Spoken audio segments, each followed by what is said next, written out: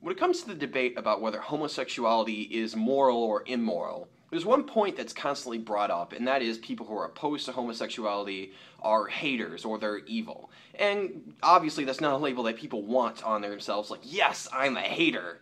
But that's the way that it's perceived because you're saying that this group is different or wrong or not acceptable based on some factor of themselves that you can't control. Now, obviously, some people are going to say that you can control it, like you can choose your homosexuality or heterosexuality, and then other people are going to say that they fight against it because they perceive it as a sin against God, or you're going to go to hell, or anything like that. But another response that I hear often to this claim is that they're not doing it to hate, they're doing it out of respect of the individual because they believe that they are not in line with reality, and they have to be with reality in order to meet their maximum potential. Basically what they're saying is it is illogical for someone to desire people of the same gender for sexual partners as opposed to people who are of the opposite gender, because you need to be someone with the opposite gender in order to naturally procreate, and that's why we have sexuality in the first place. One very interesting way to put it that I heard from someone who I was arguing about this with was people who want sexual partners of the same gender are like people who think they're ducks. Like if you saw someone who thought they were a duck, they were squatting around using their arms as wings and going quack, quack, quack and swimming in the pool, you would think that there's something wrong with them. And you would tell them, hey, that's not real. That's not really who you are, and you should act real. Like you wouldn't just say, oh, they're doing their own thing. You would worry about that.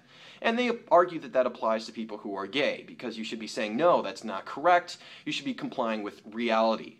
The difference with that, though, is there's no qualitative difference in the life of someone who is gay versus being straight, as opposed to someone who thinks they're a duck, as opposed to thinking that they're actually human.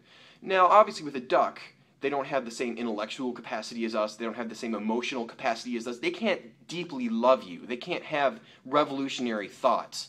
When was the last time you read a history book and read about a great duck that revolutionized philosophy, or economic policy, or science, or anything? They can't do that because they're very simple creatures. Being a human means so much more, and you can argue that that's actually a bad thing because we can have negative emotions as well, where they're just sort of apathetic in life, but there's so much more potential with us. And if someone abandons the life of a human and takes on the life of a duck, they're not going to get much out of life.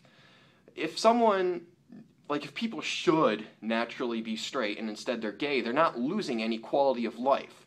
The only qualitative difference is that they're not naturally going to be able to have children, and of course you can adopt or do one of many things to have a children based on one of the partner's natural DNA.